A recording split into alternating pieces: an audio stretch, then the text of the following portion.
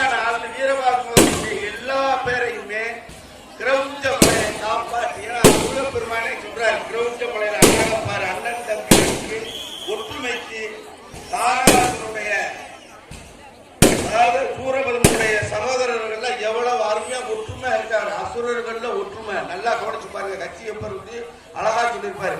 கச்சியப்ப சுவாமிகள் ஒற்றுமையை பற்றி நல்லா சொல்ற. அண்ணன் தம்பி ஒற்றுமை எவ்வளவு அழகா இருக்கு பாரு. ஒரு கிரௌஞ்ச மலைன்னா அகத்திய பெருமானுடைய அருளால் உருவானது கிரௌஞ்சன். கிரௌஞ்சனுடைய அகம்பாவத்தை அடக்கி கிரௌஞ்ச மலை இமயமலை அளவு உயர்த்திருக்கக்கூடிய கிரௌஞ்ச மலை. அந்த கிரௌஞ்ச மலையில மாயாபுரம் தாரகாசன் ஆட்சி புரிஞ்சிருக்கான். அந்த ஆட்சி புரிகிறப்ப பார்த்தா பயங்கரமான ஆட்சி. தேவர்கள் எல்லாம் கொடுமைப்படுத்தி தேவர்கள் எல்லாம் சிறையில் அடைத்து தாரகாசுரனுடைய முருகப்பெருமானுடைய அருளை நினைச்சு பார்க்கிறா. சின்ன பையதான நன்றி மறந்ததற்கான விளைவு இந்த தாரகாசுரன். ஏன்னா நன்றி யார் மறக்கிறாங்க? சிவபெருமான் அருளை கொடுக்கிறாரு. அவருக்காகவே அவர் நன்றியை மறந்ததுனாலதான் இந்த சூரியனுடைய வரம்.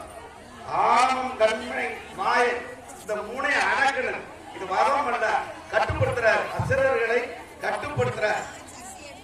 ஏன்னா அவ்வளவு பெரிய வீரன் தாரகாசுரன். தாரகம்னா யானையினுடைய தலை. யானை தலையை மனித உடலை கொண்டவர் யார்? தாரகாசுரன். காசிய முனிவருக்கு மாயைக்கு தந்த ஒரு தாயினுடைய தவறா